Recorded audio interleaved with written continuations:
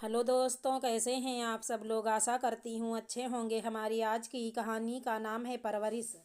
Neeraj office से थक हार कर जैसे ही घर पहुंचा, घर का माहौल देखकर हैरान रह गया। आमतौर पर इस समय घर हंसी ठिठोली और वंश की किलकारियों से गूंजता था, लेकिन आज सब कुछ असामान्य था।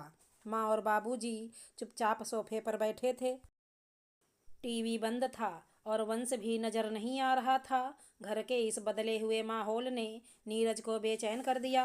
क्या हुआ बाबूजी, इतनी शांति क्यों है घर में? ना टीवी चल रहा है, ना आप हंस बोल रहे हो। सब ठीक तो है? नीरज ने झिझकते हुए पूछा। बाबूजी ने बिना उसकी ओर देखे कहा, तू अपनी बीबी से जाकर पूछ। अब वहीं सब कुछ है, हमें कुछ भी कहने का हक नहीं रहा। माँ ने भी अपनी चुप्पी तोड़ते हुए तीखे स्वर में कहा, तेरी बीबी अब जुबान चलाने लगी है। हमें लगता था कि बहू बड़ों की इज्जत करना जानती है, लेकिन आज तो सारी हदें पार कर दी उसने। नीरज चौंक गया। माँ, मैं समझ नहीं पा रहा हूँ, नेहा ऐसा क्यों करेगी? हुआ क्या है? माँ ने क्रोधित स्वर में कहा। तेरे बाबूजी वंश के साथ खेल रहे थे और उसने जो भी कहा उस पर तेरी बीबी चिल्लाने लगी। जब हमने उसे समझाया तो हमारे सामने ही ऊंची आवाज़ में बोलने लगी। अब हम उसे कुछ कहें तो भी गलत हैं। तुझे तो बस अपनी बीबी की बात सही लगेगी। नीरज ने स्थिति संभालने की कोशिश की। माँ, आप इतना गुस्सा क्यों कर रही हैं? मैं नेहा से बात करता हूँ, वो ऐसा नहीं कर सकती। हाँ, क्यों नहीं करेगी? हमें झूठा ही साबित कर देगा। अब तुझे माँ बाप की बातों पर यकीन नहीं रहा। बहू के आगे हमारी कोई इज्जत नहीं बची। बाबूजी ने भी ताना मारते हुए कहा। अगर ऐसा ही है तो कह दे कि हमें यहाँ से चले जाना चाहिए। तू अपनी बीबी के साथ खुश रहे। नीरज ने विवाद बढ़ने से पहले कमरे से निकल जाना बेहतर समझा। उसने सीधा अपने कमरे का रुख किया। नेहा कमरे में कपड़े तह कर रही थी। उसका चेहरा शांत था, लेकिन आंखों में गहरी थकान और दर्द झलक रहा था। वंश अपने खिलौनों से खेल रहा था।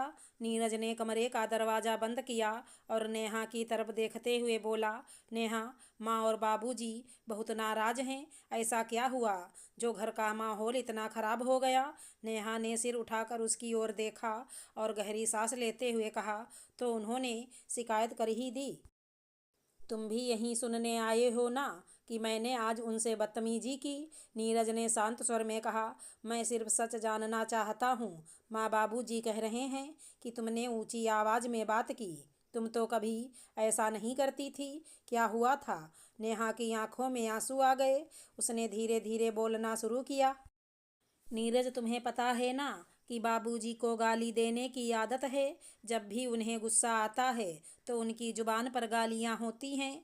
अब उन्होंने इसे खेल बना लिया है। वो वंश से गालियां बुलवाते हैं और उस पर हंसते हैं। नीरज ने हैरानी से कहा, क्या ये सब कब से हो रहा है?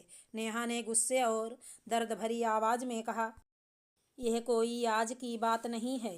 मैं कई बार माँ से कह चुकी हूँ कि बाबूजी को समझाएं, लेकिन वो इसे मामूली बात मानती हैं। और आज तो हद हो गई। आज क्या हुआ? आज सुबह वंश दूध नहीं पी रहा था। जब मैंने उसे डांटना शुरू किया तो उसने मुझे गाली दी। तुम समझ रहे हो नीरज? हमारे 3 साल के बच्चे ने अपनी माँ को गाली दी।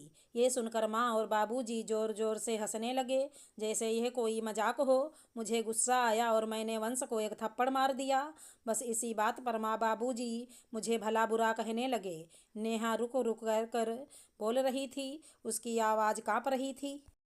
नीरज, जब तक बहू थी सब सहन किया, लेकिन अब मैं माँ हूँ। मेरे बच्चे को बिगड़ता हुआ देख कर चुप नहीं रह सकती। क्या मैं गलत हूँ? नीरज को समझते देर नहीं लगी कि नेहा की नाराज़गी जायज़ थी। उसने प्यार से नेहा के कंधे पर हाथ रखा और कहा, तुम गलत नहीं हो। मैं माँ बाबूजी से बात करूँगा। नीरज वापस बाहर आया, जहां माँ बाबूजी अब भी सोफे पर गुस्से में बैठे थे। उसने गंभीरता से कहा, बाबूजी, एक बात पूछनी है। क्या वंश को गालियाँ सिखाना सही है? बाबूजी भड़क गए। तू अब अपनी बीवी के बहकावे में आ गया। हमें पोते के साथ खेलने का भी हक नहीं है क्या? बाबूजी, खेलने और गलत सिखाने में फ़र्क होता है। आप अभी हंस रहे हैं, लेकिन जब यही बच्चा बड़ा होकर आपको गालियां देगा तब क्या आप खुश होंगे? माँ ने बीच में टोका। तुम्हें शर्म नहीं आती? अपने बाप से ऐसे सवाल पूछ रहा है? माँ, एक बार सोच कर देखो, अगर मैं अभी आपको गाली दूं तो आपको कैसा लगेगा? बस वैसा ही महसूस नेहा को हुआ। एक माँ सब सहन कर सकती है, लेकिन अपने बच्चे की गलत परवरिश नहीं। बाबूजी चुप हो गए। नीरज ने आगे कहा, आपको यह मजाक लग रहा है, लेकिन ये हमारे परिवार की बदनामी का कारण बन सकता है। अगर वंश बाहर जाकर किसी और को गाली देगा तो लोग हमारे संस्कारों को कोसेंगे।